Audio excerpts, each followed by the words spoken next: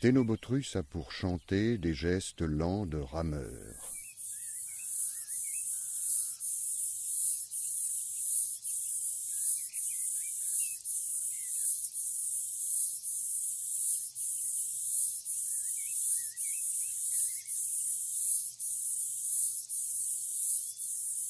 Dès qu'elle est perçue, la présence d'un autre individu fait cesser l'ample modulation du chant d'appel.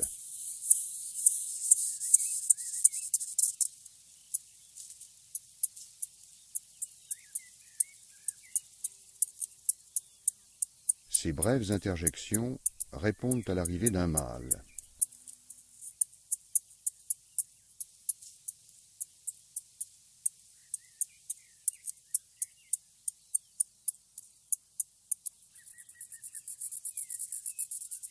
Cette salve crépitante est un chant de cour à l'adresse d'une femelle qui s'approche.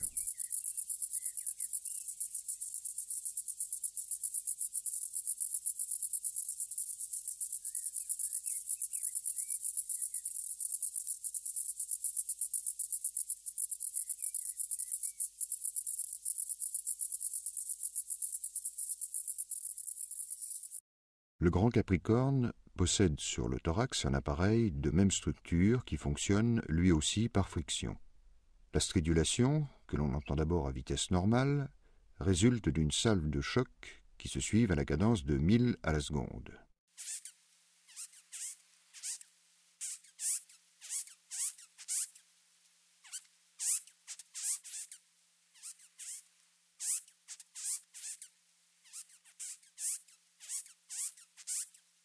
Un ralentissement de 4 fois fait apparaître un élément de musicalité dû à un léger glissement de la tonalité.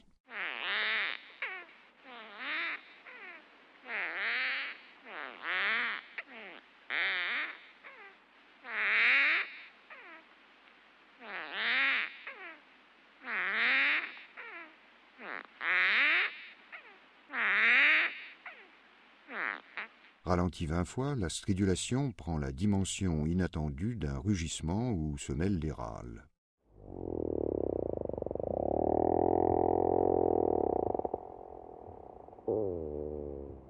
On perçoit aussi distinctement les chocs successifs au passage des stries.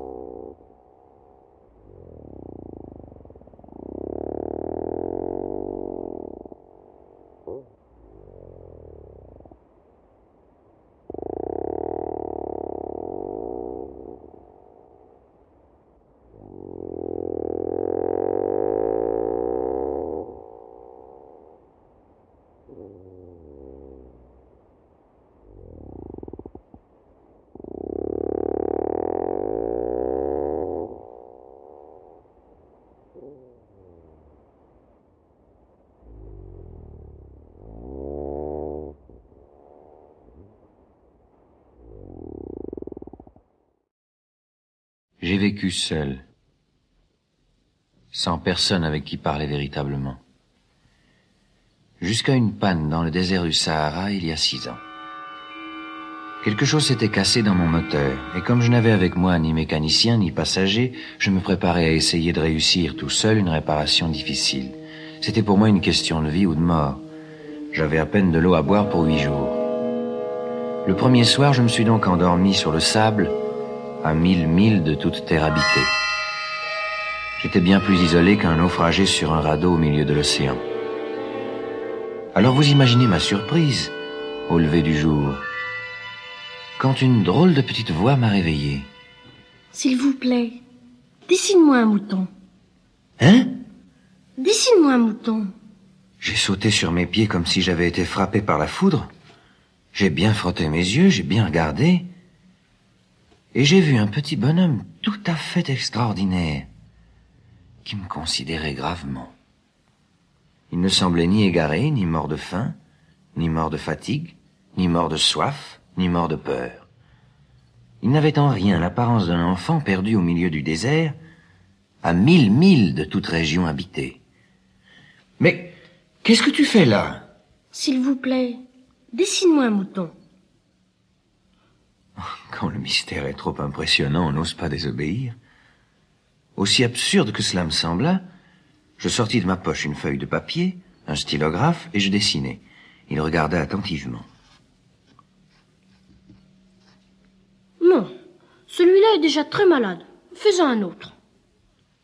Je dessinais un autre mouton. Tu vois bien, ce n'est pas un mouton, c'est un bélier, il a des cornes. Je refis donc encore mon dessin. Celui-là est trop vieux. Je veux un mouton qui vive longtemps. J'avais hâte de commencer le démontage de mon moteur. Je griffonnais une caisse avec 3 trous d'aération et lançai. Ça, c'est la caisse. Le mouton que tu veux est dedans. C'est tout à fait comme ça que je le voulais. Crois-tu qu'il faille beaucoup d'herbe à ce mouton? Pourquoi? Parce que chez moi, c'est tout petit. Ça suffira sûrement. Je t'ai donné un tout petit mouton. Pas si petit que ça. Tiens, il s'est endormi. Et c'est ainsi que je fis la connaissance du petit prince.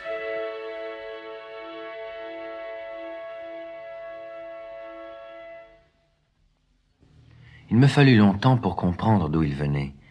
Le petit prince, qui me posait beaucoup de questions, ne semblait jamais entendre les miennes. Ce sont des mots prononcés par hasard qui, peu à peu, m'ont tout révélé. Ainsi, quand il aperçut pour la première fois mon avion. Qu'est-ce que c'est que cette chose-là? Ça n'est pas une chose, ça vole. C'est un avion. C'est mon avion. Comment? Tu es tombé du ciel? Oui. Ah, ça c'est drôle. Alors toi aussi tu viens du ciel? De quelle planète es-tu? Tu viens donc d'une autre planète? C'est vrai que là-dessus, tu ne peux pas venir de bien loin. Mais toi, d'où viens-tu, mon petit bonhomme? Hein? Où est-ce chez toi? Où veux-tu emporter mon mouton? Ce qui est bien, avec la caisse que tu m'as donnée, c'est que la nuit, ça lui servira de maison. Bien sûr. Et si tu es gentil, je te donnerai aussi une corde pour l'attacher pendant le jour et un piquet. L'attacher? Quelle drôle d'idée! Si tu ne l'attaches pas, il ira n'importe où. Mais où veux-tu qu'il aille? N'importe où, droit devant lui. Ça ne fait rien. C'est tellement petit chez moi. Droit devant soi, on ne peut pas aller bien loin. J'avais ainsi appris une chose très importante. C'est que sa planète d'origine était à peine plus grande qu'une maison.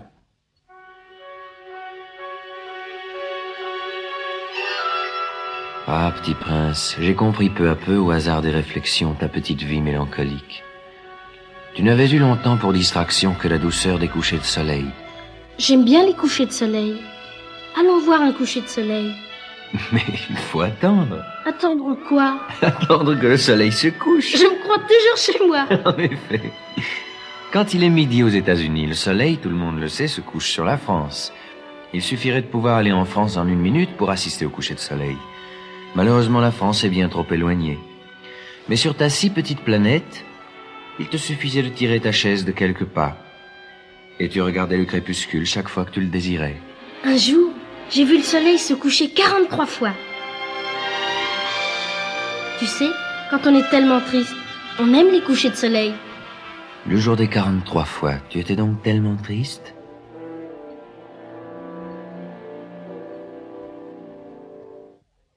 Le 5e jour, j'étais très occupé à essayer de dévisser un boulon trop serré de mon moteur. J'étais très soucieux car ma panne commençait de m'apparaître comme très grave. Et l'eau à boire qui s'épuisait me faisait craindre le pire. Un mouton, ça mange les arbustes? Oui.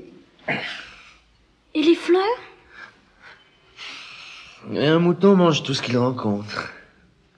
Même les fleurs qui ont des épines? Même les fleurs qui ont des épines. Alors les épines, à quoi servent-elles? Les épines, à quoi servent-elles? Les épines, ça ne sert à rien. C'est de la pure méchanceté de la part des fleurs. Ah? Je ne te crois pas. Les fleurs sont faibles, elles sont naïves, elles se rassurent comme elles peuvent. Elles se croient terribles avec leurs épines. Et tu crois, toi, que les fleurs... Mais non, je ne crois rien. J'ai répondu n'importe quoi. Je m'occupe, moi, de choses sérieuses. De choses sérieuses? Oui. Tu parles comme les grandes personnes. Tu confonds tout, tu mélanges tout. Je connais une planète où il y a un monsieur cramoisi. Il n'a jamais respiré une fleur. Il n'a jamais regardé une étoile. Il n'a jamais aimé personne. Il n'a jamais rien fait d'autre que des additions. Et toute la journée, il répète comme toi, je suis un homme sérieux, je suis un homme sérieux. Et ça le fait gonfler d'orgueil. Mais ce n'est pas un homme, c'est un champignon. Un quoi? Un champignon. Il y a des millions d'années que les fleurs fabriquent des épines. Il y a des millions d'années que les moutons mangent quand même les fleurs. Et ce n'est pas sérieux de chercher à comprendre pourquoi elles se donnent tant de mal pour se fabriquer des épines qui ne servent jamais à rien. Ce n'est pas important la guerre des moutons et des fleurs. Ce n'est pas plus sérieux et plus important que les additions d'un grand monsieur rouge. Et si je connais, moi, une fleur unique au monde qui n'existe nulle part sauf dans ma planète, et qu'un petit mouton peut anéantir d'un seul coup, comme ça, un matin, sans se rendre compte de ce qu'il fait, ce n'est pas important, ça. Si quelqu'un aime une fleur qui n'existe qu'un exemplaire dans les millions et millions d'étoiles, ça suffit pour qu'il soit heureux quand il les regarde. Il se dit, ma fleur est là, quelque part. Mais si le mouton mange la fleur, c'est pour lui comme si brusquement toutes les étoiles s'éteignaient. Et ce n'est pas important, ça.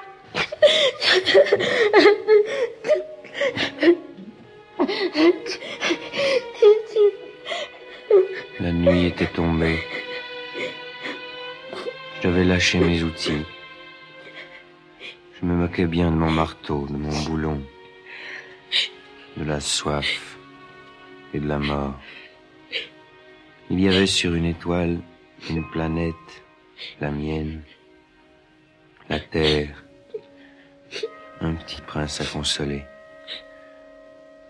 Je le pris dans les bras, je le berçais, je lui disais, la fleur que tu aimes n'est pas en danger. Je lui dessinerai une muselière à ton mouton. Je te dessinerai une armure pour ta fleur. Je ne savais pas trop quoi dire. Je me sentais très maladroit. Je ne savais comment l'atteindre, ou le rejoindre. C'est tellement mystérieux, le pays des larmes.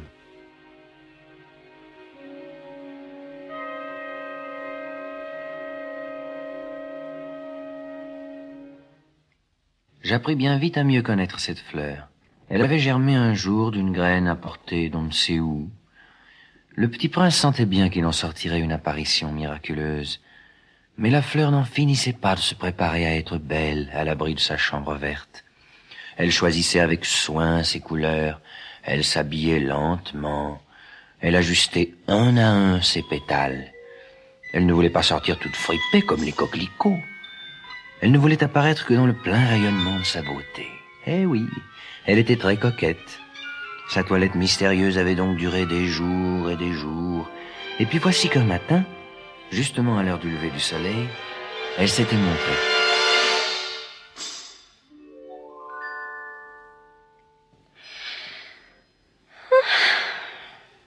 Je me réveille à peine. Je vous demande pardon, je suis encore toute décoiffée. Que vous êtes belle. N'est-ce pas? Et je suis née en même temps que le soleil. Oui. C'est l'heure, je crois, du petit déjeuner. Auriez-vous la bonté de penser à moi? Et le petit prince, tout confus, ayant été chercher un arrosoir d'eau fraîche, avait servi la fleur. Ainsi l'avait-elle bien vite tourmentée par sa vanité un peu ombrageuse. Un jour, par exemple, parlant de ses 4 épines... Ils peuvent venir, les tigres, avec leurs griffes. Mais il n'y a pas de tigres sur ma planète. Et puis les tigres ne mangent pas d'herbe. Je ne suis pas une herbe. Pardonnez-moi. Je ne crains rien des tigres, mais j'ai horreur des courants d'air. Vous n'auriez pas un paravent? Et puis le soir, mettez-moi sous globe. Il fait très froid chez vous, c'est mal installé. Là d'où je viens... Mais elle s'était interrompue. Elle était venue sous forme de graine. Elle n'avait rien pu connaître des autres mondes. Humiliée de s'être laissée surprendre à préparer un mensonge aussi naïf, elle avait toussé 2 ou 3 fois pour mettre le petit prince dans son tort. Et le petit prince, malgré la bonne volonté de son amour, avait vite douté d'elle. Il avait pris au sérieux des mots sans importance et était devenu très malheureux. J'aurais dû ne pas l'écouter. Il ne faut jamais écouter les fleurs. Il faut les regarder et les respirer. La mienne embaumait ma planète. Mais je ne savais pas m'en réjouir. Elle m'embaumait et m'éclairait. Je n'aurais jamais dû m'enfuir. J'aurais dû deviner sa tendresse derrière ces pauvres ruses. Les fleurs sont si contradictoires. J'étais trop jeune pour savoir l'aimer. Je crois qu'il profita pour son évasion d'une migration d'oiseaux sauvages. Il arrosa une dernière fois la fleur, se prépara à la mettre à l'abri sous son globe, et se découvrit l'envie de pleurer. Adieu. Adieu.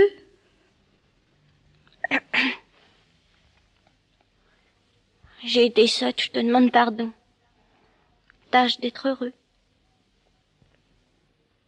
Je t'aime. Oui, je t'aime. Mais oui, tu n'en as rien su par ma faute. Ça n'a aucune importance. Mais tu as été aussi sot que moi. Tâche d'être heureux. Laisse ce globe tranquille, je n'en veux plus. Mais le vent... Oh, je ne suis pas si enrhumée que ça. L'air frais de la nuit me fera du bien, je suis une fleur. Mais les bêtes... Il faut bien que je supporte 2 ou 3 chenilles si je veux connaître les papillons. Il paraît que c'est tellement beau. Sinon, qui me rendra visite? Tu seras loin, toi. Quant aux grosses bêtes, je ne crains rien, j'ai mes griffes. Ne traîne pas comme ça, c'est agaçant. Tu as décidé de partir, va-t'en. Le petit prince commença par visiter les planètes voisines pour y chercher une occupation et pour s'instruire. La première était habitée par un roi, la seconde par un vaniteux, la troisième par un buveur, la quatrième par un businessman, le grand monsieur cramoisi de tout à l'heure. Après chaque visite, le petit prince se disait en lui-même que les grandes personnes étaient décidément très, très bizarres. La 5e planète était fort curieuse. C'était la plus petite de toutes. Il y avait là juste assez de place pour loger un réverbère et un allumeur de réverbère. Le petit prince ne parvenait pas à s'expliquer à quoi pouvait servir quelque part dans le ciel, sur une planète sans maison ni population, un réverbère et un allumeur de réverbère. Quand il allume son réverbère, c'est comme s'il faisait naître une étoile de plus, ou une fleur. Quand il éteint son réverbère, ça endort la fleur ou l'étoile. C'est une occupation très jolie.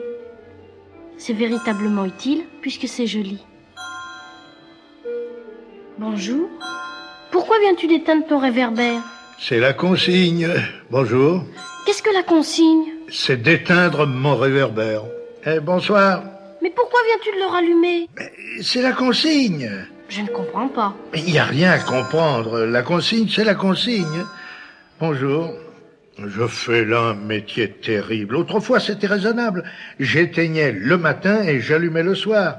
J'avais le reste du jour pour me reposer, le reste de la nuit pour dormir. Et depuis cette époque, la consigne a changé? La consigne n'a pas changé, c'est bien là le drame. La planète d'année en année a tourné de plus en plus vite et la consigne n'a pas changé. Alors maintenant qu'elle fait un tour par minute, je n'ai plus une seconde de repos. J'allume et j'éteins une fois par minute. Ça, c'est drôle. Alors les jours chez toi durent 1 minute? Non, ce n'est pas drôle du tout. Ça fait déjà 1 mois que nous parlons ensemble. 1 mois? Oui, 30 minutes, 30 jours. Bonsoir. Tu sais, je connais un moyen de te reposer quand tu voudras. Je veux toujours. Ta planète est tellement petite que tu en fais le tour en 3 enjambées. Tu n'as qu'à marcher assez lentement pour rester toujours au soleil. Quand tu voudras te reposer, tu marcheras. Et le jour durera aussi longtemps que tu voudras. Ça ne m'avance pas grand-chose. Ce que j'aime dans la vie, c'est dormir. Ce n'est pas de chance. Ce n'est pas de chance. Bonjour. C'est le seul dont j'ai pu faire mon ami. Mais sa planète est vraiment trop petite. Il n'y a pas de place pour 2. Ce que le petit prince n'osait pas s'avouer, c'est qu'il regrettait cette planète bénie à cause surtout des 1440 couchers de soleil par 24 heures.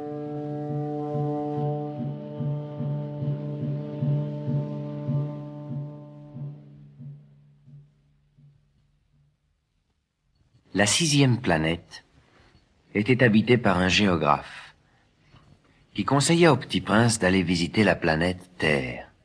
Elle a bonne réputation, lui dit-il. La 7e planète fut donc la Terre. Le petit prince fut bien surpris de n'y voir personne. Il avait peur de s'être trompé de planète, quand un anneau couleur de lune remua dans le sable un serpent. À tout hasard, le petit prince lui souhaita « Bonne nuit. » Bonne nuit. Sur quelle planète suis-je tombé? Sur la Terre, en Afrique. Ah, il n'y a donc personne sur la Terre? Ici, c'est le désert. Il n'y a personne dans les déserts. La Terre est grande. Regarde ma planète, elle est juste au-dessus de nous. Elle est belle. Que viens-tu faire ici? J'ai des difficultés avec une fleur.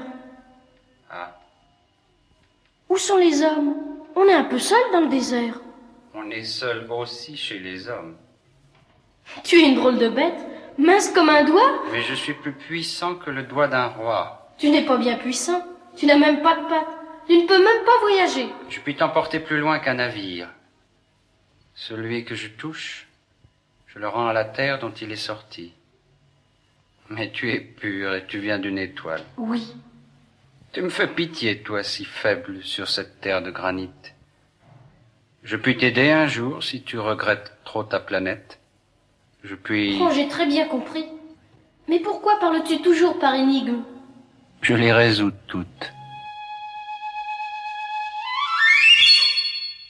Le petit prince, ayant longtemps marché à travers les sables, les rocs et les neiges, découvrit enfin une route. Et les routes vont toutes chez les hommes, et les hommes ont des jardins fleuris de roses, et les roses accueillirent le petit prince. Bonjour, Qui êtes-vous? nous sommes les roses. Ah? Et combien êtes-vous ici? 4000, 5000. Et moi qui me croyais riche d'une fleur unique. Je ne possède qu'une rose ordinaire. Il y en a 5000 comme elle, toutes semblables dans un seul jardin.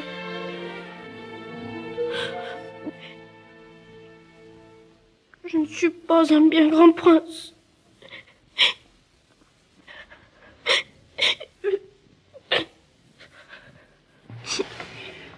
Bonjour. Bonjour. Qui es-tu? Tu es bien jolie. Je suis un renard. Viens jouer avec moi. Je suis tellement triste. Je ne peux pas jouer avec toi. Je ne suis pas apprivoisé. Oh, pardon? Qu'est-ce que signifie apprivoiser? Tu n'es pas d'ici. Non, Que cherches-tu? je cherche les hommes. Qu'est-ce que signifie apprivoiser? Les hommes. Ils ont des fusils et ils chassent. C'est bien gênant. Ils élèvent aussi des poules. C'est leur seul intérêt. Tu cherches des poules? Non, je cherche des amis. Qu'est-ce que signifie apprivoiser? C'est une chose trop oubliée. Ça signifie créer des liens. Créer des liens. Bien sûr. Tu n'es encore pour moi qu'un petit garçon tout semblable à 100 000 petits garçons. Et je n'ai pas besoin de toi. Et tu n'as pas besoin de moi non plus. Je ne suis pour toi qu'un renard semblable à 100 000 renards. Mais si tu m'apprivoises, nous aurons besoin l'un de l'autre. Tu seras pour moi unique au monde. Je serai pour toi unique au monde. Je commence à comprendre. Il y a une fleur? Je crois qu'elle m'a apprivoisé. C'est possible. On voit sur la Terre toutes sortes de choses. Oh, ce n'est pas sur la Terre? Sur une autre planète? Oui. Il y a des chasseurs sur cette planète? Non? Ça, c'est intéressant. Et des poules? Non. Rien n'est parfait. Ma vie est monotone. Je chasse les poules, les hommes me chassent. Toutes les poules se ressemblent et tous les hommes se ressemblent. Je m'ennuie donc un peu. Mais si tu m'apprivoises, ma vie sera comme ensoleillée. Je connaîtrai un bruit de pas qui sera différent de tous les autres. Les autres pas me font rentrer sous terre. Le tien m'appellera hors du terrier, comme une musique. Et puis regarde, tu vois là-bas les champs de blé? Oui. Je ne mange pas de pain, le blé pour moi est inutile. Les champs de blé ne me rappellent rien. Mais ça, c'est triste. Mais tu as des cheveux couleur d'or. Alors ce sera merveilleux quand tu m'auras apprivoisé. Le blé qui est doré me fera souvenir de toi. Et j'aimerais le bruit du vent dans le blé. S'il te plaît, apprivoise-moi. Je veux bien, mais je n'ai pas beaucoup de temps. J'ai des amis à découvrir et beaucoup de choses à connaître. On ne connaît que les choses que l'on apprivoise. Les hommes n'ont plus le temps de rien connaître. Ils achètent des choses toutes faites chez les marchands. Mais comme il n'y a point de marchands d'amis, les hommes n'ont plus d'amis. Si tu veux un ami, apprivoise-moi. Que faut-il faire? Il faut être très patient. Tu t'assoiras d'abord un peu loin de moi, comme ça, dans l'herbe. Je te regarderai du coin de l'œil et tu ne diras rien. Mais chaque jour, tu pourras t'asseoir un peu plus près. Le lendemain revint le petit prince. Il eût mieux valu revenir à la même heure. Si tu viens par exemple à 4 heures de l'après-midi, dès 3 heures, je commencerai d'être heureux. Plus l'heure avancera, plus je me sentirai heureux. À 4 heures déjà, je m'agiterai et m'inquiéterai. Je découvrirai le prix du bonheur. Et si tu viens n'importe quand, je ne saurai jamais à quelle heure m'habiller le cœur. Ainsi le petit prince apprivoisa le renard. Et quand l'heure du départ fut proche, je pleurerai. C'est ta faute.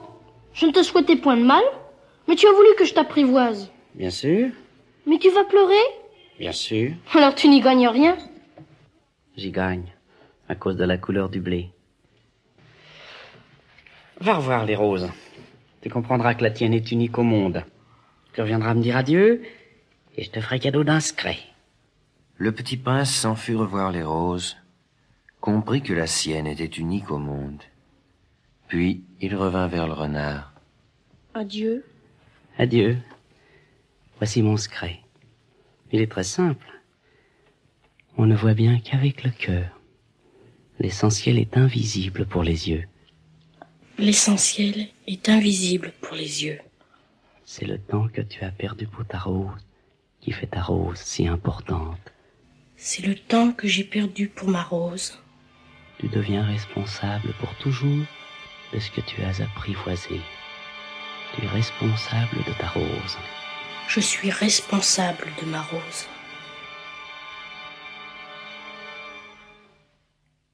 Ah, ils sont bien jolis tes souvenirs. Mais je n'ai pas encore réparé mon avion. Et je n'ai plus rien à boire. Tu as soif? Cherchons un puits. J'ai soif aussi. Il est absurde de chercher un puits au hasard dans l'immensité du désert. Enfin. Mettons-nous en marche. Quand nous eûmes marché des heures en silence, la nuit tomba, et les étoiles commencèrent de s'éclairer. Les étoiles sont belles à cause d'une fleur que l'on ne voit pas. Bien sûr. Le désert est beau. Ce qui embellit le désert, c'est qu'il cache un puits. Quelque part. Le petit prince s'endormait. Je le pris dans mes bras. J'étais ému. Il me semblait porter un trésor fragile. Il me semblait même qu'il n'y eût rien de plus fragile sur la terre. Je regardais à la lumière de la lune ce front pâle, ses yeux clos, ses mèches de cheveux qui tremblaient au vent. Et je me disais, ce que je vois là n'est qu'une écorce. Le plus important est invisible. Et marchant ainsi, je découvris le puits, au lever du jour. Et je croyais rêver, car c'était un puits de village. Et il n'y avait là aucun village. Les yeux sont aveugles. Il faut chercher avec le cœur.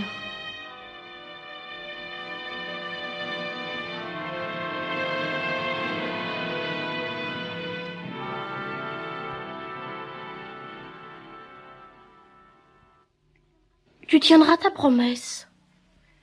Quelle promesse? Tu sais, une muselière pour mon mouton.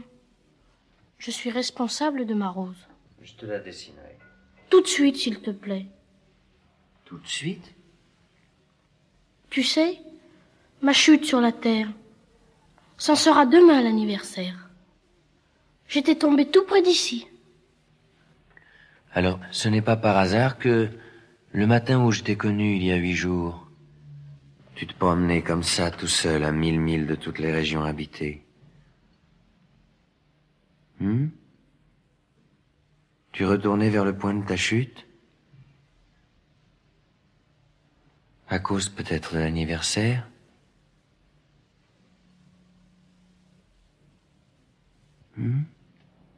Tu dois maintenant travailler. Tu dois repartir vers ta machine. Je t'attends ici. Reviens demain soir! Je repartis en me souvenant du renard. On risque de pleurer un peu si l'on s'est laissé apprivoiser.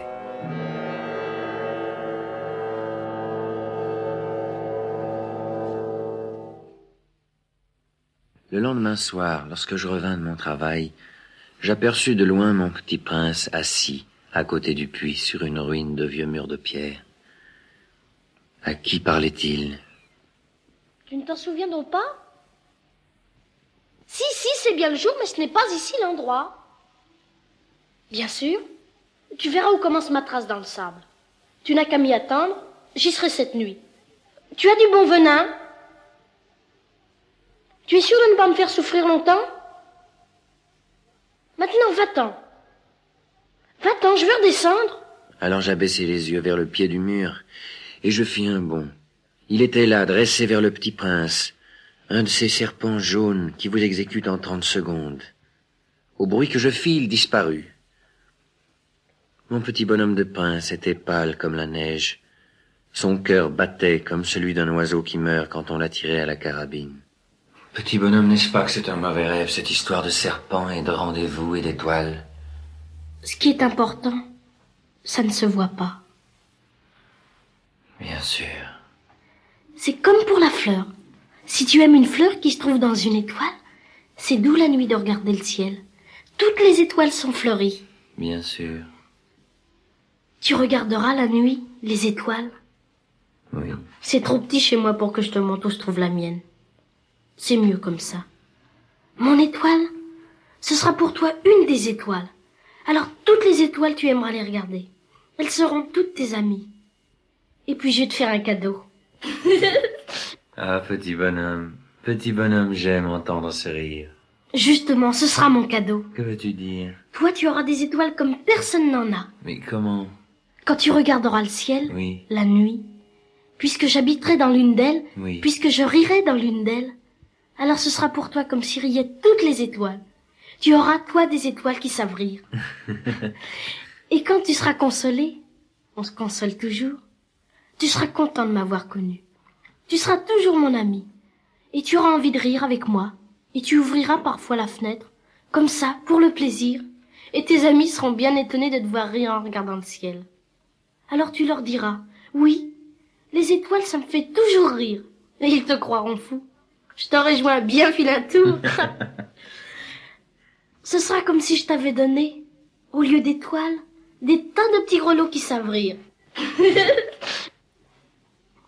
Cette nuit, tu sais, ne viens pas. Je ne te quitterai pas. J'aurai l'air d'avoir mal. J'aurai un peu l'air de mourir. C'est comme ça. Ne viens pas voir ça. Ce n'est pas la peine. Je ne te quitterai pas. Je te dis ça. C'est à cause aussi du serpent. Il ne faut pas qu'il te morde. Les serpents, c'est méchant. Ça peut mordre pour le plaisir. Je ne te quitterai pas. C'est vrai qu'ils n'ont plus de venin pour la seconde morsure. Cette nuit-là, je ne le vis pas se mettre en route. Il s'était évadé sans bruit. Quand je réussis à le rejoindre, il marchait, décidé, d'un pas rapide. Tu es là? Tu as tort. Tu auras de la peine. J'aurai l'air d'être mort et ce ne sera pas vrai. Tu comprends? C'est trop loin. Je ne peux pas emporter ce corps-là. C'est trop lourd. Mais ce sera comme une vieille écorce abandonnée. Ce n'est pas triste, les vieilles écorces. Ce sera tellement amusant. Tu auras 500 millions de grelots.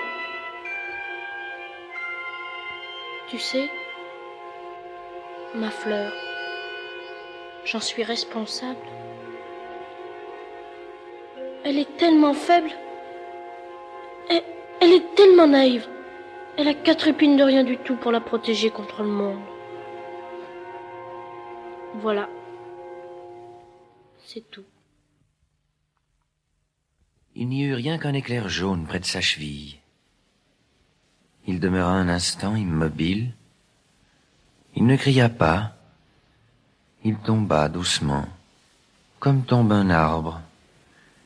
Ça ne fit même pas de bruit à cause du sable.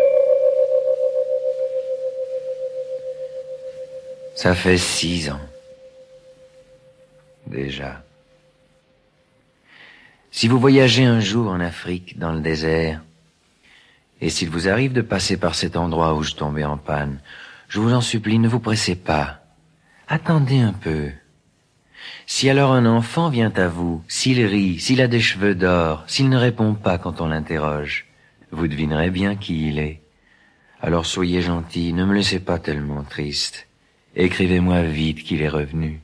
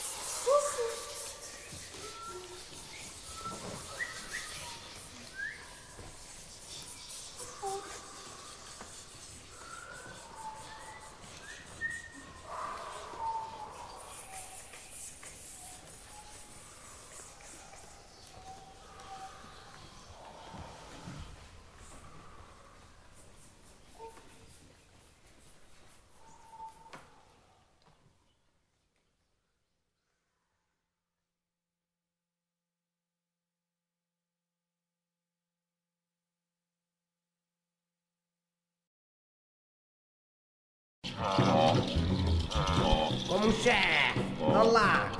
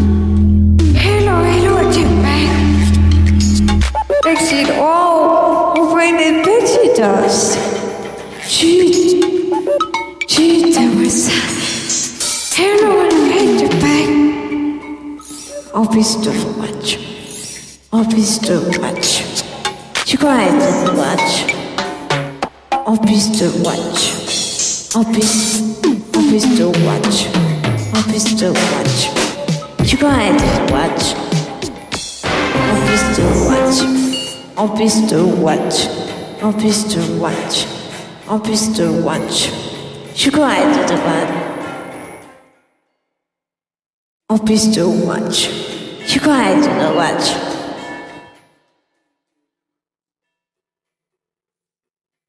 Tu ta vois ça.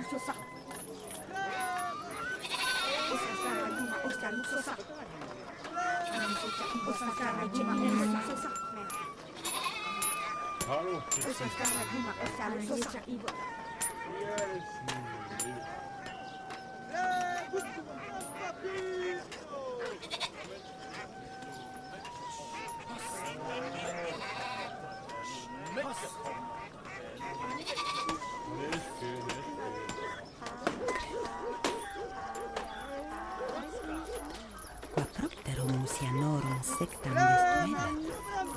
Via non confusas et concretas personas, sed discretas et distinctas credebat. Omeusion autem dissipabat, via non comparatas seres, sed differentes affectus defendebat. Et filium similem esse, patri suo non secundum Macedonianam fraudulentam preutatem et perversitatem contra scripturas dicebat, sed secundum divinas scripturas et traditiones.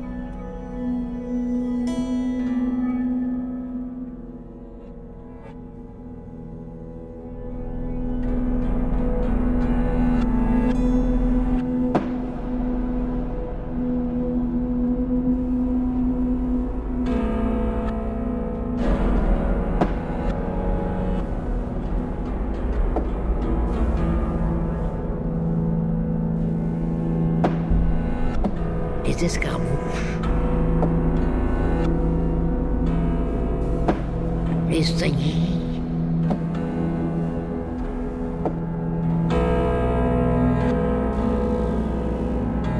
les camisades données le grand matin, les surprises, les embuscades assises bien à propos,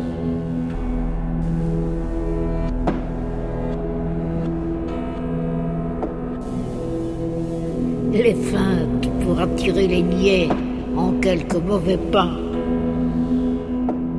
les ruses des assaillants, les mines. J'aime pas la guerre. Si, quand j'étais petit, j'aimais ça. Mais j'ai plus. Alors ça change. Ça a changé. Les grenades. Oh, je pense qu'il faut être très très idiot pour faire venir. Les feux d'artifice, les assauts.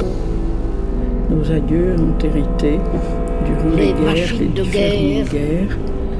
On espère que ça ne se renouvellera pas, la guerre. Les tranchées. Tous les jours, on est appelé à avoir du courage. 1000 sortes de belles inventions, et toutes mortelles. Il se trouve que ça a été un de mes traumatismes d'enfant, de loin, un traumatisme familial.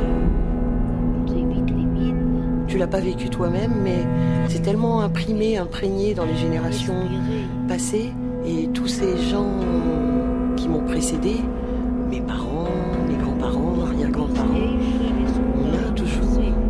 ils ont toujours vécu des situations de guerre qui leur ont donné des modes de pensée un peu...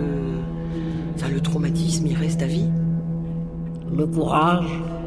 Eh bien, le courage, moi, je sais pas si j'en ai, mais j'admire ceux qui en ont. Et puis, je sais pas, le courage, c'est d'aimer les autres, ça c'est dur. Et puis de s'aimer soi-même. Lance 1000 feux et 1000 morts. J'en revenais pas qu'on rejoue la même chose et que dans les années 90, à nouveau, mon pays, mon peuple, mes peuples, parce qu'il se trouve que je suis serbo-croate, que mes peuples à nouveau se déchirent et que cette déchirure, finalement, moi qui suis moitié, je me mets où dans ce truc-là ?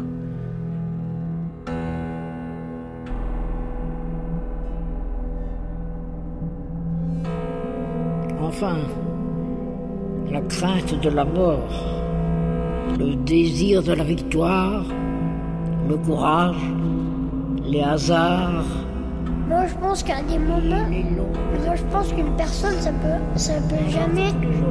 Par exemple, une personne qui fait une colère à un moment, ça ne peut pas devenir une furie pour la vie. Ça change. Des fois, on est faible et puis on ne veut pas être courageux et des fois on est courageux. Le courage. Je pense que tout peut arriver. Alors c'est comme un peu, on part en mer, on a son petit voilier. Il faut du courage pour quitter sa terre, ses habitudes et ses amis et sa famille. C'est quand on est tellement convaincu de quelque chose que finalement on en oublie d'avoir peur. Bref, celui qui sait mieux frapper et se mieux garder, c'est, disent-ils, le plus habile homme du monde. Je pense que ce n'est pas très courageux de rester derrière son armée pendant que son armée se fait tuer. Une gamine qui est prête comme ça à s'affronter aux barbus, aux talibans, juste pour exister, juste pour dire je suis un être humain, j'ai le droit d'aller à l'école. Le courage. Le courage, c'est d'aller voir son institutrice et lui dire qu'on veut se marier avec elle. Le courage, c'est de se... Alors, le courage, c'est mâcher un chewing-gum devant ma grand-mère. Pour aller de l'avant, dans la pêche, le courage. dans la joie. Courage et cœur, ça va de pair. Le courage, je dirais, est une vertu. J'irai loin, bien loin, comme bohémien, par la nature. Le courage, comme avec une femme. Le courage. Le courage.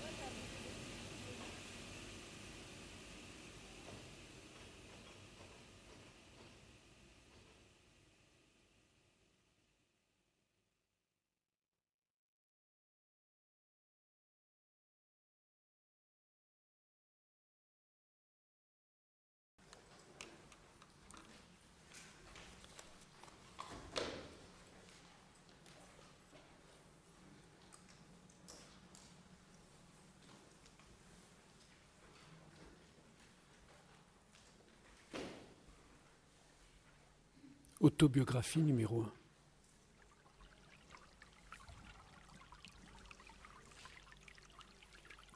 Je me demande pourquoi j'ai éprouvé le besoin d'écrire des autobiographies comme si se pencher sur la vie passée, même fausse, ou faussée par le souvenir, pouvait expliquer quoi que ce soit du présent qui passe. Comment savoir ?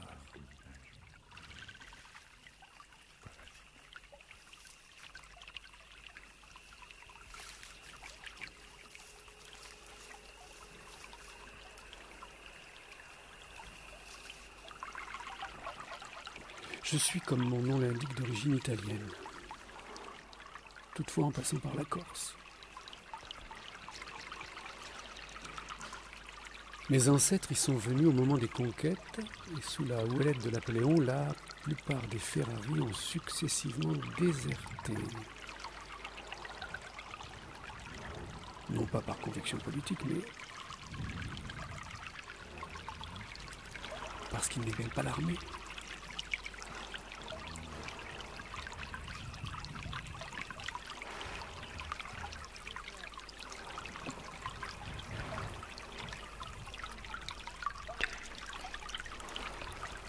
Mon arrière-grand-père était tailleur de pierre de moulin dans un petit village de montagne.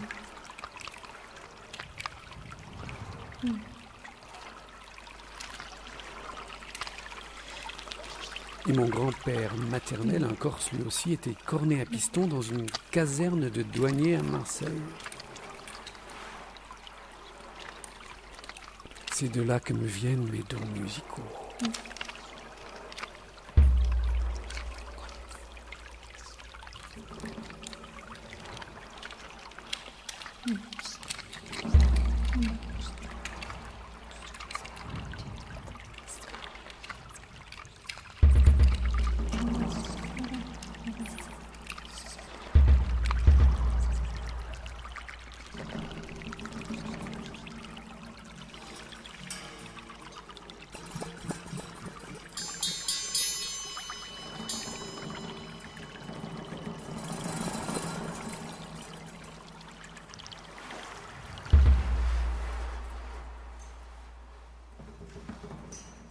Autobiographie numéro 3.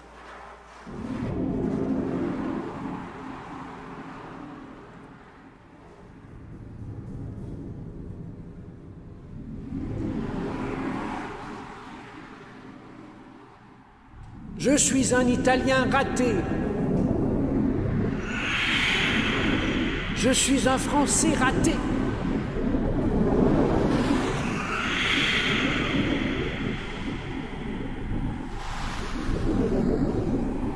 Par mon père, je suis, avec un nom italien, un Corse raté.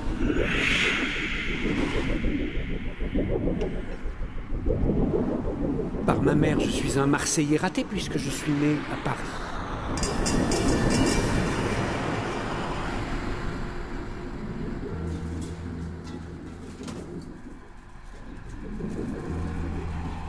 Par mon côté corse, je suis un arabe raté. Par mon côté arabe, je suis un latin raté.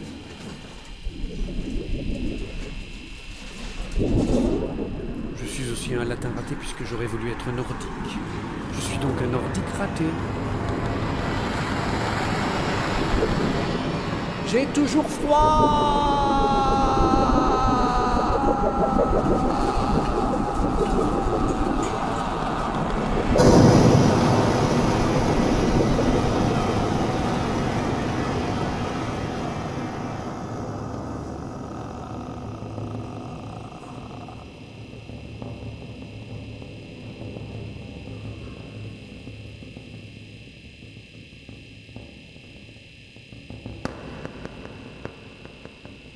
Je suis un amoureux raté, puisque la société ne permet pas la concurrence et la haine. Je suis un gentil raté, puisque on ne peut que se révolter. Je suis un révolutionnaire raté, puisque je n'admets pas la violence.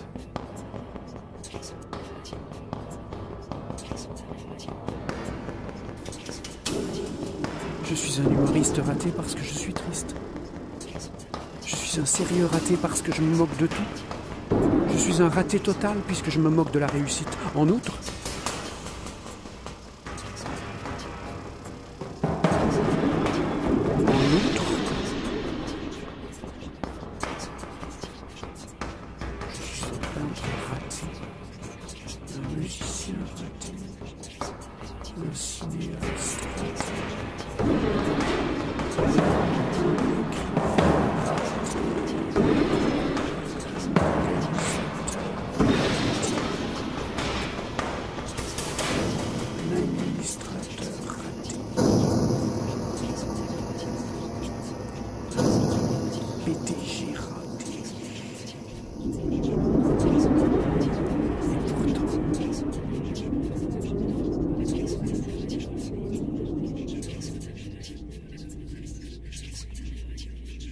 j'ai des démangeaisons de partout, oui.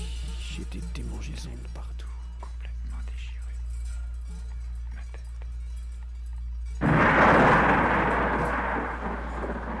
Oui. La vie me démange.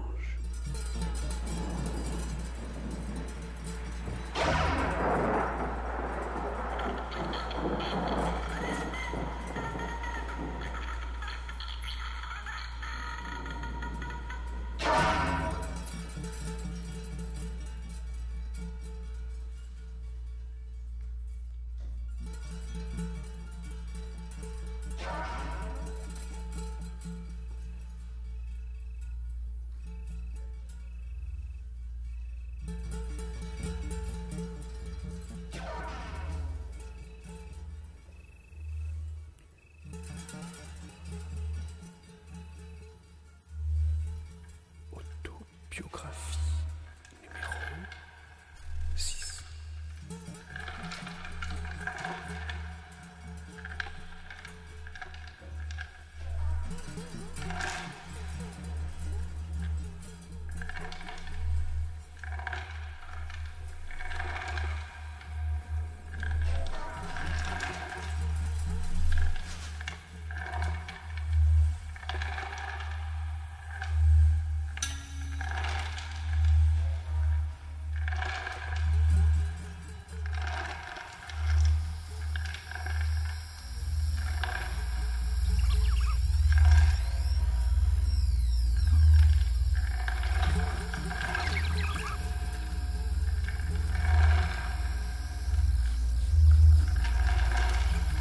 J'ai tort.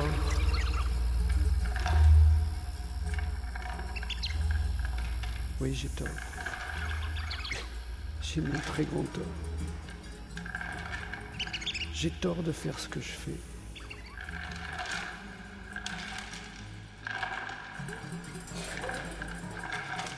J'ai tort et je crois même que quand je regarde ma vie passée, j'ai toujours eu tort.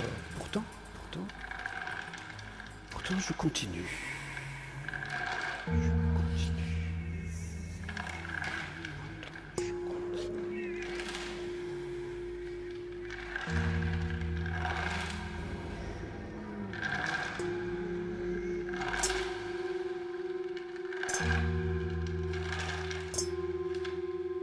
Mais quand je vois l'ennui que dégagent tous ceux qui ont raison, alors je suis content d'avoir tort et de le savoir.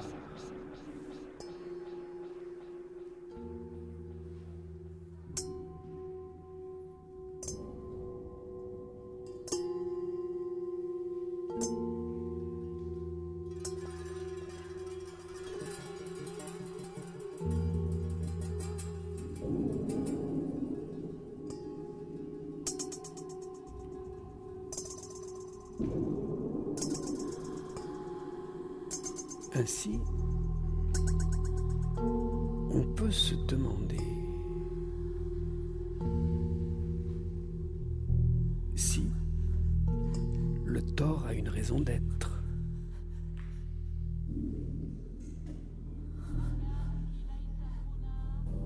Ou si l'être a une raison d'avoir tort. Ou si tout simplement la raison de l'être n'est pas le tort qu'il a raison d'avoir.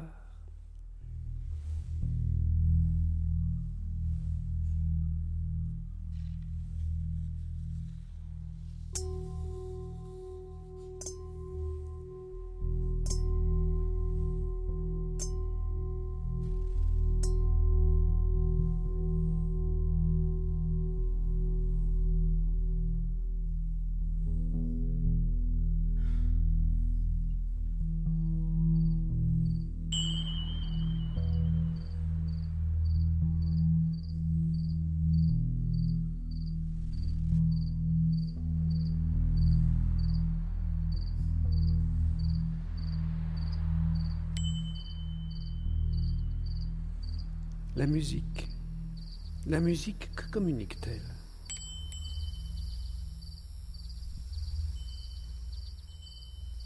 La musique n'est-elle que de son? Et si oui, que communique-t-elle?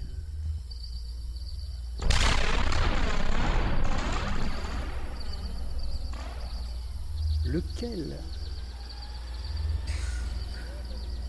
est le plus musical d'un camion qui passe devant une usine ou d'un camion qui passe devant une école de musique?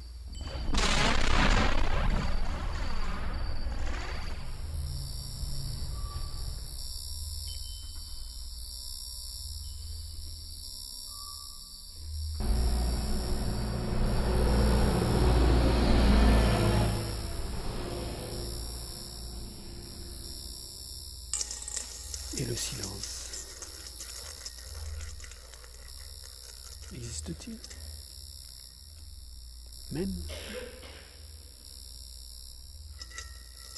Même si je m'éloigne du monde, faut-il que je continue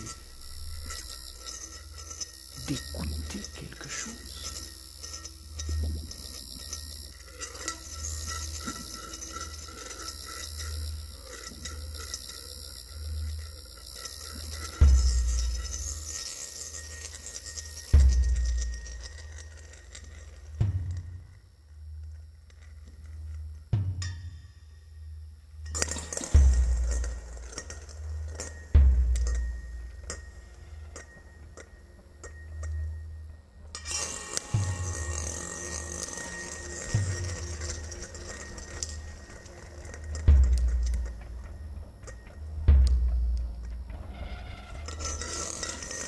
Autobiographie numéro 7.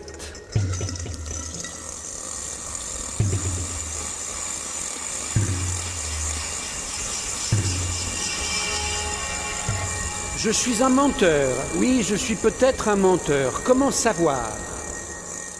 Bon. Comment savoir?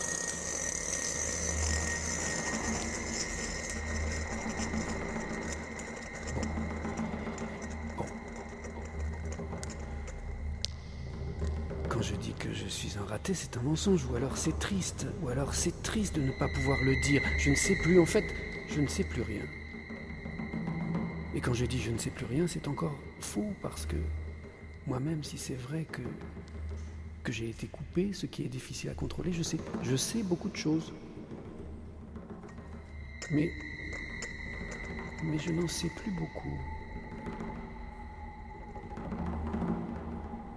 Et c'est un mensonge de dire qu'on en sait beaucoup. Comment savoir?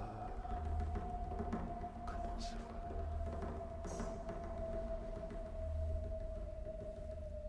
Il y a beaucoup de gens qui savent beaucoup de choses et qui savent peut-être que la vérité, mais qu'est-ce que ça veut dire? Qu'est-ce que ça veut dire de savoir la vérité?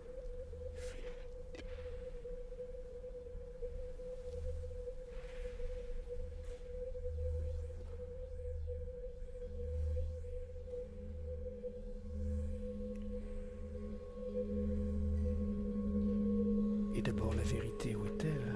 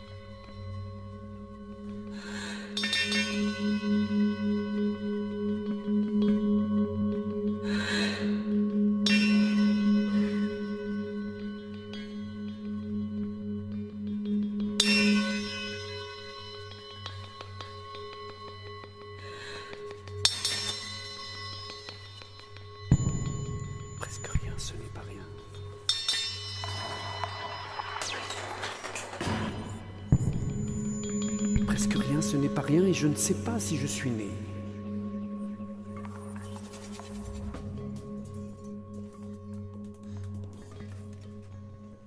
Comment savoir? Le jour se lève et les hommes rapetissent.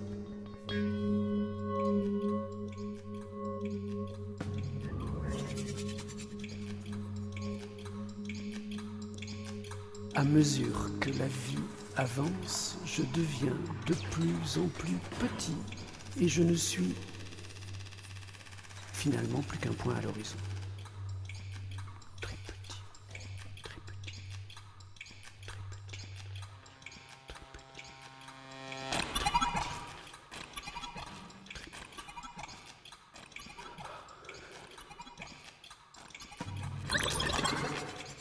Mais je n'ai jamais rien dit, peut-être qu'un jour je vais dire quelque chose.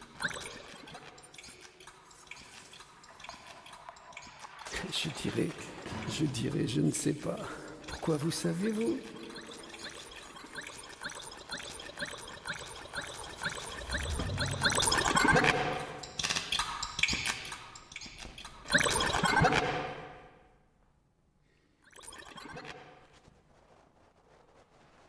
Petit à petit, le jour mange le silence de la nuit. C'est une photographie.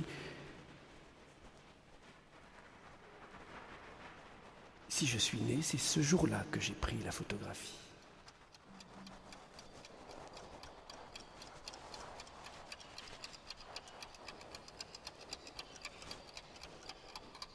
Presque rien, je ne sais pas. Je ne sais pas si ça existe.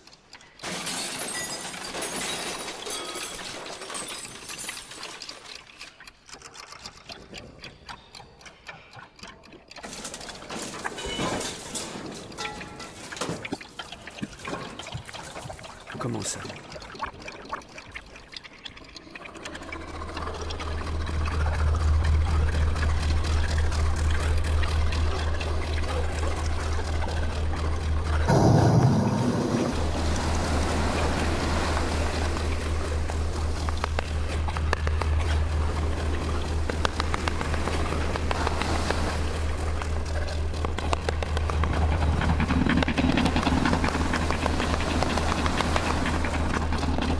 Pourquoi y a-t-il autant de gens qui ont autant de mal à écouter?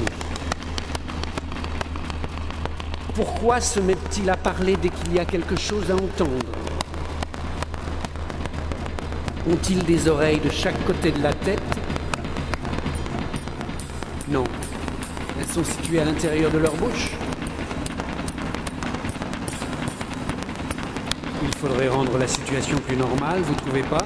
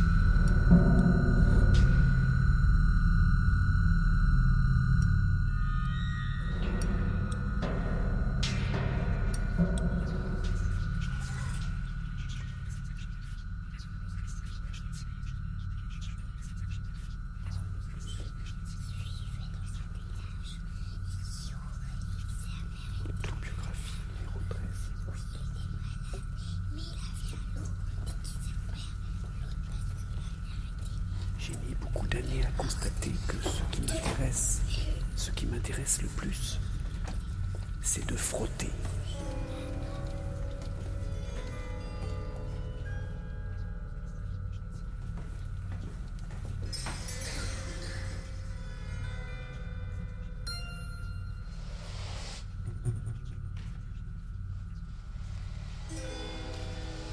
Oui, frotter.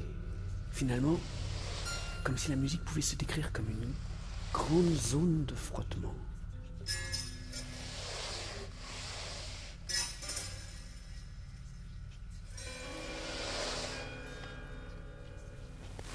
Le frottement dans ce que ça a de plus abstrait. l'air, l'acoustique, le temps.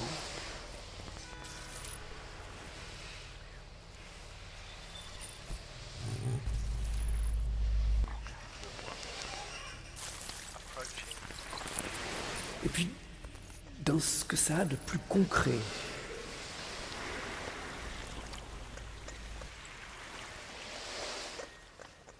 Le son, sa valeur, sa composition, le rythme, et puis les idées aussi.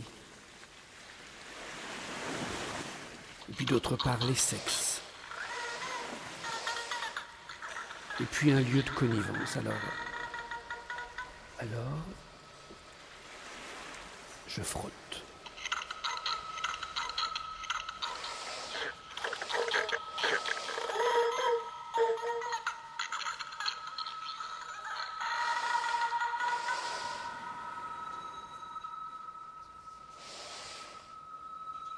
Oh, je peux essayer d'énumérer ceux qui frottent. Par exemple. Entre le sérieux et la dérision. Entre les émotions dues à la vitalité et la déprime. Entre le spontané et le réfléchi.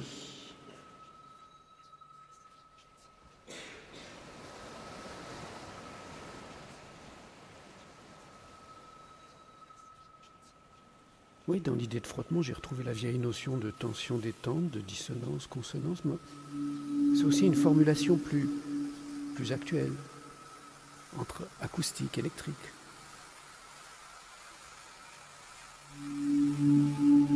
Accordé, désaccordé, dissocié, associé. Thème, non thème. En tout cas, ça frotte. Ouais, ça frotte.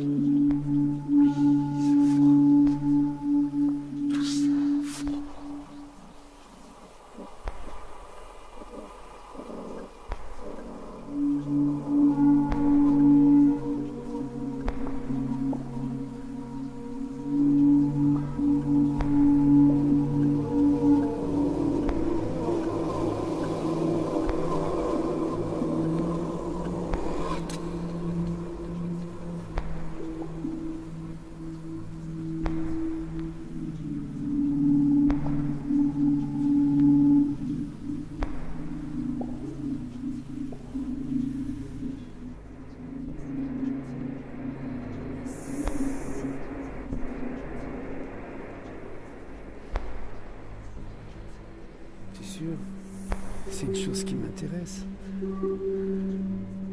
Comment tous ces mondes se frottent, ces époques s'en mêlent. Comment nous ne sommes jamais dans un temps très défini. Comment nous avons plusieurs histoires superposées. Comment on peut mélanger les styles, les signes et raconter plein de choses diversement.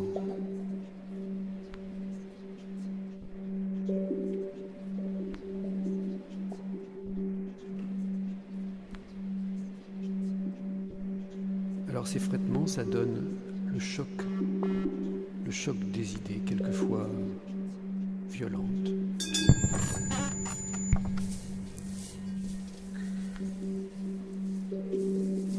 Ouais, ça donne souvent des guerres aussi. Malheureusement, parce que nous sommes trop stupides, trop barbares pour vivre les frottements en adultes de la civilisation.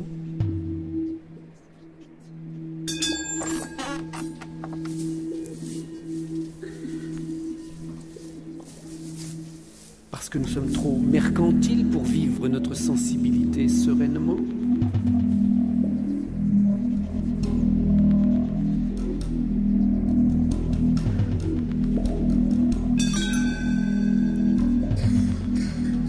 En fait, frotter, c'est ce qu'il y a de plus difficile.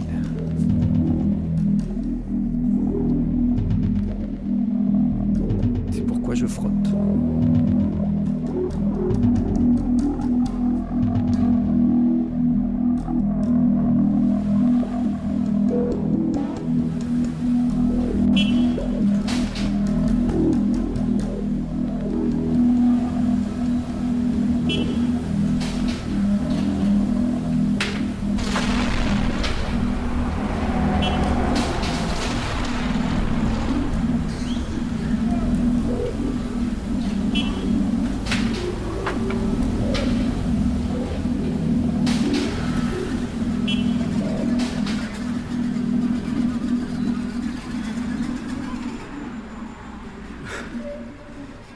Je suis, comme on dit, un compositeur indépendant. Autobiographie numéro 12. Je suis plutôt dans la clandestinité, ce qui m'a empêché de vieillir. Alors, j'étais clandestin déjà tout enfant. J'ai été élevé par des femmes. Plus tard, j'étais encore clandestin.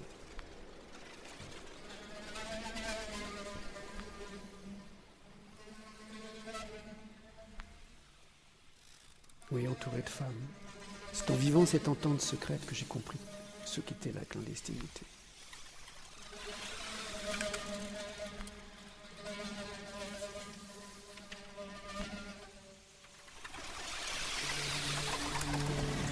Quand elles ont vu que j'étais de leur rive, elles ont commencé à m'aimer. Faut dire que j'ai mis le paquet. Parce que c'est pas simple d'aimer les femmes.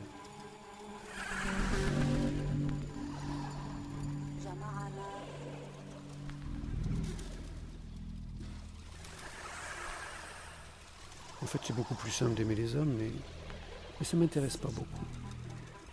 Aussi, les hommes ne m'aiment guère. Il faut dire que je les accusais de tous les travers du pouvoir. Alors, je suis resté dans la clandestinité.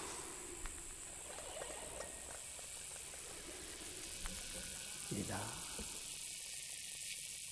là,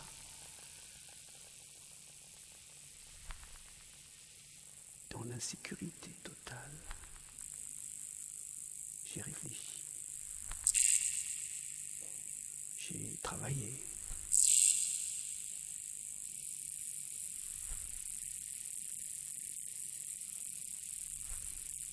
J'ai aimé, j'ai haï, j'ai accepté un peu.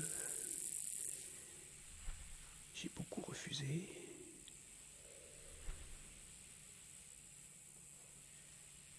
J'ai parlé, je me suis tu, enfin, en somme, j'ai vécu. J'ai vécu.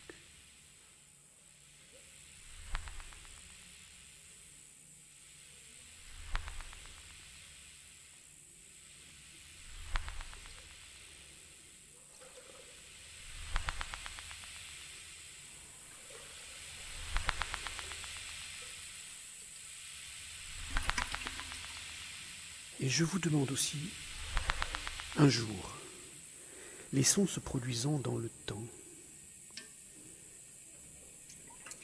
un jour, qu'adviendra-t-il de notre expérience de l'écoute? La vôtre, la mienne. Les sons se produisant. Qu'adviendra-t-il si les sons qui sont seuls à rester ne soient pas beaux, mais qu'adviendra-t-il de nous?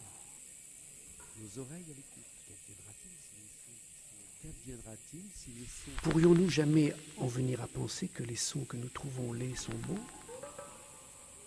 Qu'adviendra-t-il de nous? Pourrions-nous jamais en venir à penser que les sons que nous trouvons laids... Si nous laissons de côté la beauté, qu'est-ce qui nous reste?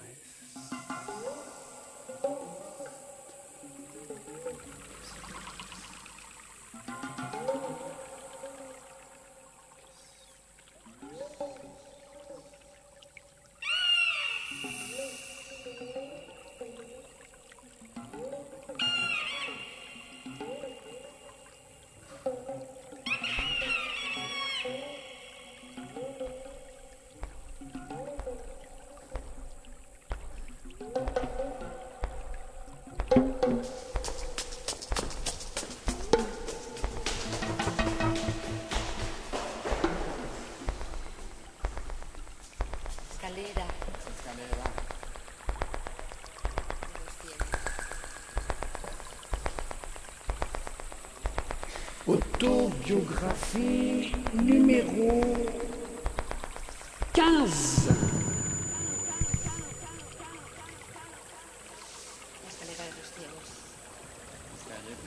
La escalera de los ciegos.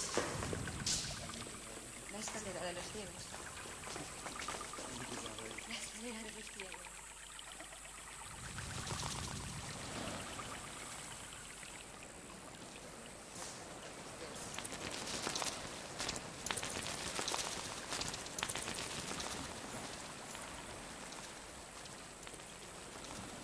Luc Ferrari est né à Paris en 1929.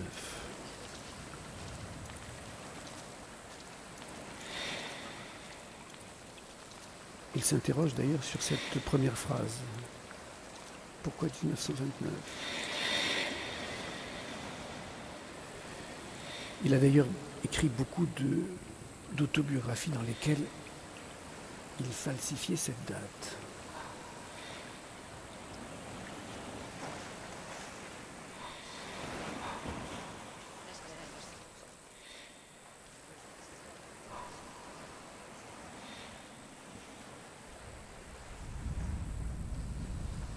L'écriture le rend fou, il ne faut donc pas lui demander ça. Et comme il n'osait pas se rajeunir, il se vieillissait.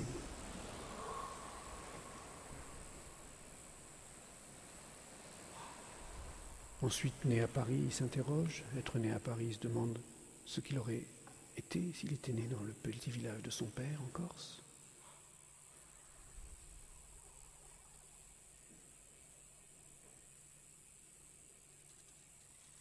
Il se demande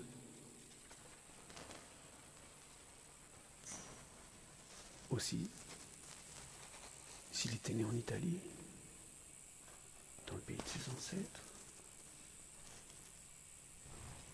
ou à Marseille, la ville de sa mère.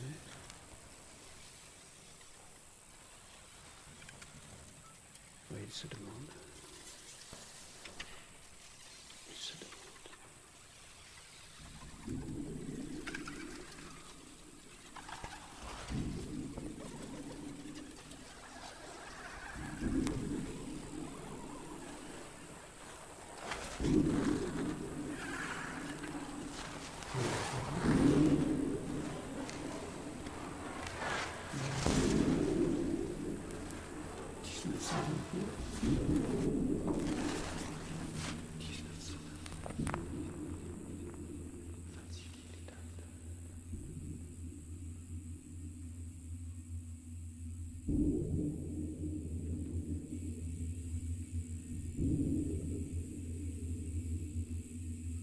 Alors il se demande.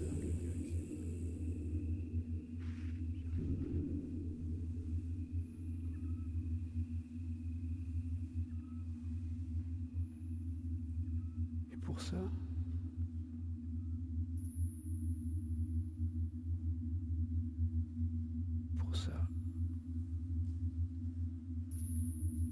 il n'a aucune réponse.